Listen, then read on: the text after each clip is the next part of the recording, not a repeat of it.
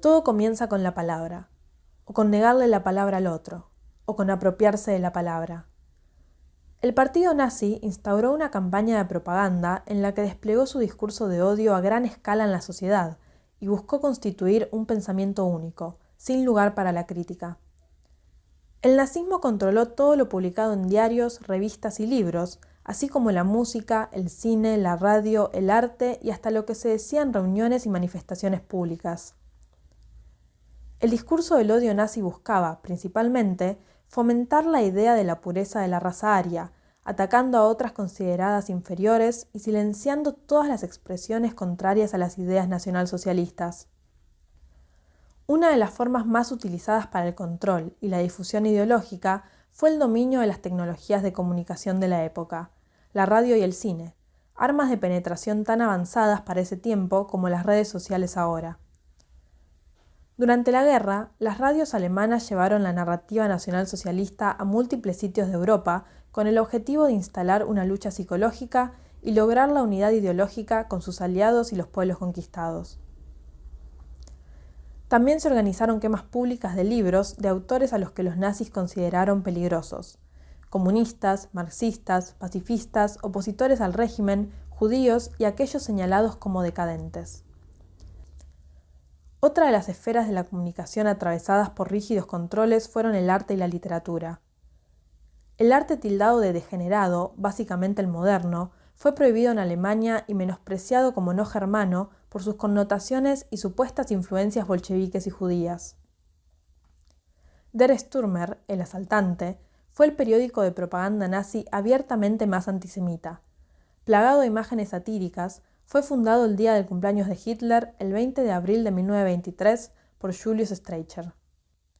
Su máxima difusión fue en 1938, cuando llegó a vender 500.000 ejemplares por edición con una línea editorial que responsabilizaba a las personas judías por la derrota en la Primera Guerra Mundial.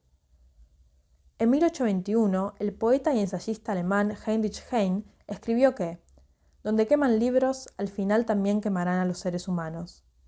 Su profecía terminó cumplida. Para principios de 1945, los nazis habían exterminado a millones de personas en los crematorios de sus campos de exterminio.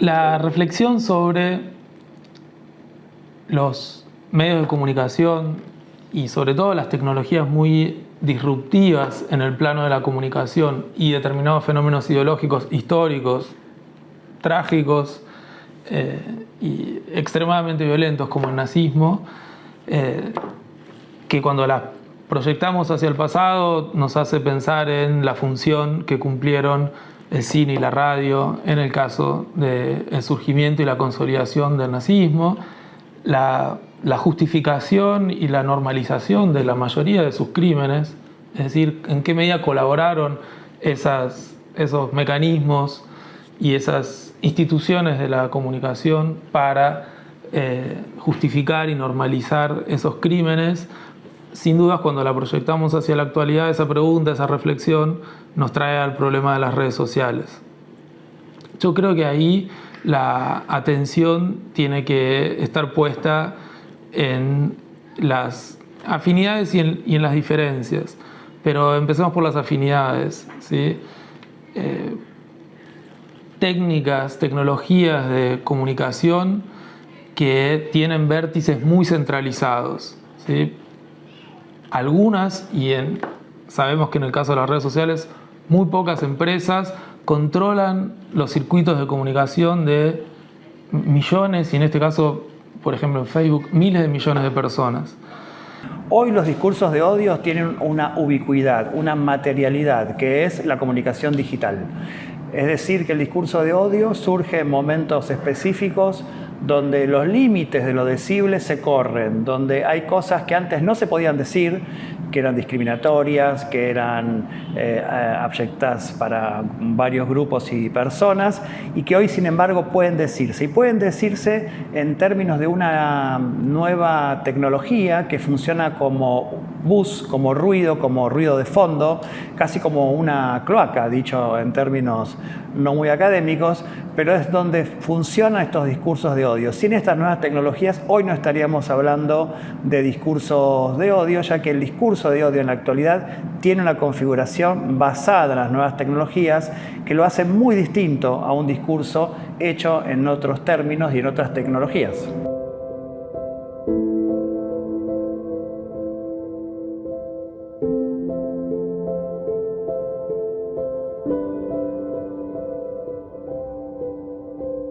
Paradójicamente, a veces se echa a mano de referencias al nazismo cuando se está hablando de libertad de expresión y cuando se está hablando de la protección del derecho a la comunicación de algunas minorías cuyos derechos están siendo vulnerados. Es decir, si desde el sector público o desde alguna universidad se promueve alguna iniciativa para que en las redes sociales no circulen discursos violentos, inmediatamente, si ustedes son nazis, están atacando mi libertad de expresión. ¿Pero en qué consiste esa libertad de expresión? ¿En vulnerar a la colectividad china, a la comunidad gitana, a los pueblos originarios?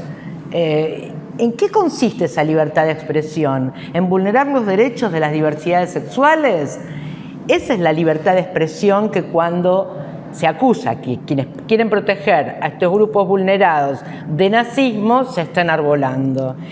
El uso que le dio el nazismo a estas tecnologías de comunicación disruptivas, sabemos que no solo fue trágico y violento en sus consecuencias, sino también sirvió para normalizar, justificar,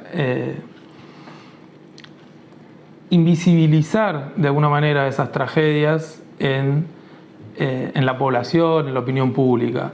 Hay algo preocupante con las redes sociales en la actualidad que va en la misma dirección. Uno podría preguntarse si las redes sociales hoy no están, digamos así, normalizando formas de violencia a través del lenguaje, y entonces una especie de modelado de la conversación pública hacia una gramática de la guerra, digamos, como si hablar fuera poner al otro espontáneamente en el lugar del enemigo, como si hablar públicamente tuviera como objetivo último destruir al otro.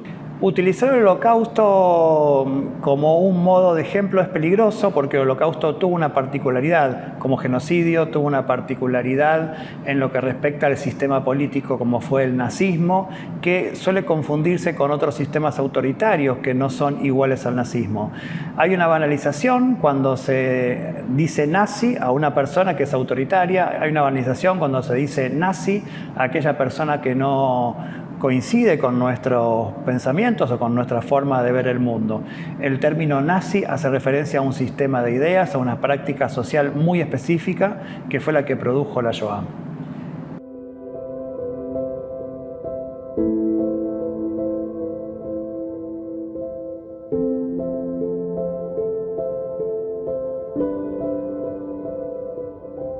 El tema de la distorsión y la banalización del Holocausto en la esfera pública contemporánea sin duda atraviesa esta inquietud que teníamos sobre redes sociales, internet, etc., ¿no? Parecerían haber encontrado determinados movimientos negacionistas, especialmente me refiero en primer lugar a los movimientos negacionistas, como un espacio liberado, como una oportunidad en Internet en general y en las redes sociales en particular para volver a difundir, ¿no? Para repetir. el negacionismo como extremo, tal vez, ¿no? La posición que quiere desmentir la contundencia de esos hechos trágicos, de los crímenes horrendos.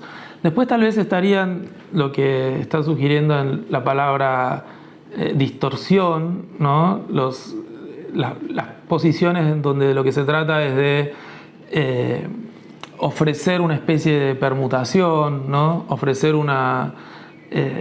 digamos, algo que atenúa la contundencia de la memoria del Holocausto y el pedido de justicia que estaba puesto en el recuerdo de esa violencia incalculable que nos trae tantas exigencias hacia la actualidad, ¿no? Me parece que hay algo de eso que quienes pretenden distorsionar esa memoria pretenden afectar especialmente. El contenido del pasado, sin dudas, el recuerdo de esos crímenes, el señalamiento de sus responsables, pero también hay un esfuerzo por desarmar la potencia de esa demanda de justicia en la actualidad.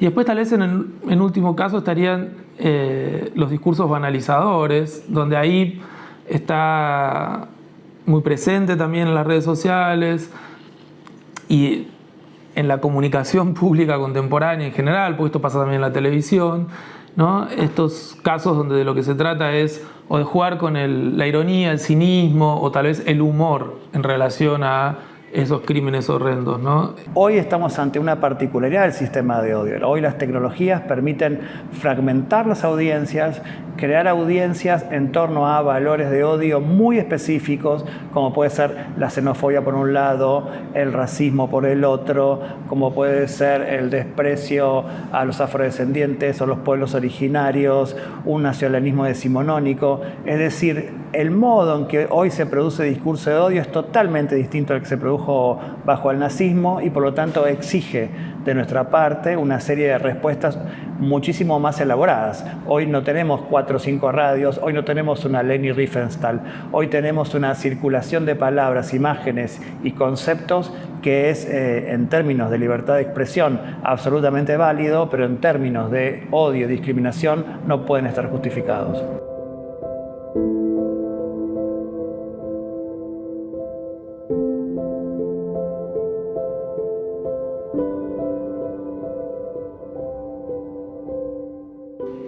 Todos los modos que podemos analizar en la actualidad de negación, distorsión o banalización del Holocausto tienen un objetivo muy concreto, y ese objetivo muy concreto es volver a diseminar y a legitimar discursos de odio, etiquetas agresivas y finalmente una exaltación de ideologías que de algún modo quieren evocar la exaltación de la fuerza y de los prejuicios sociales de maneras muy próximas a esa fuerza y esos prejuicios que desencadenó en su momento histórico el nazismo.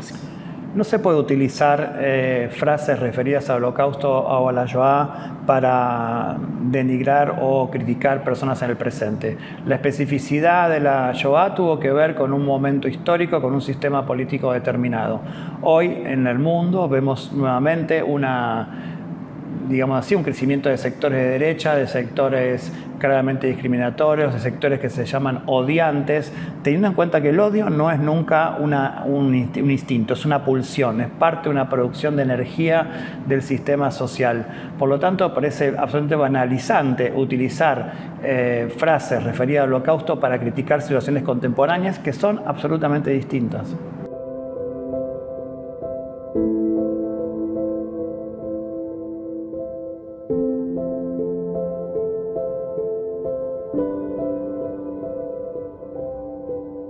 Claramente, si se bate el parche contra un colectivo claramente vulnerable, se corre el riesgo, existe el peligro de que esa violencia discursiva, esa violencia simbólica, se transforme en violencia real.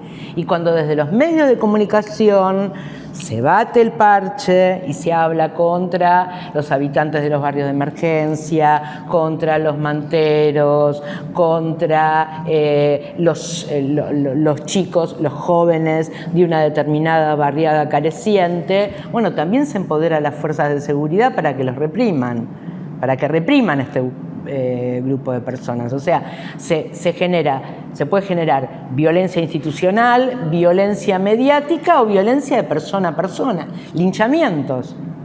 Estamos en una situación de crisis, en una situación de malestar social profundo, donde es muy fácil que la sociedad sea permeable a discursos que tienden a culpabilizar a determinados sectores de nuestras penurias.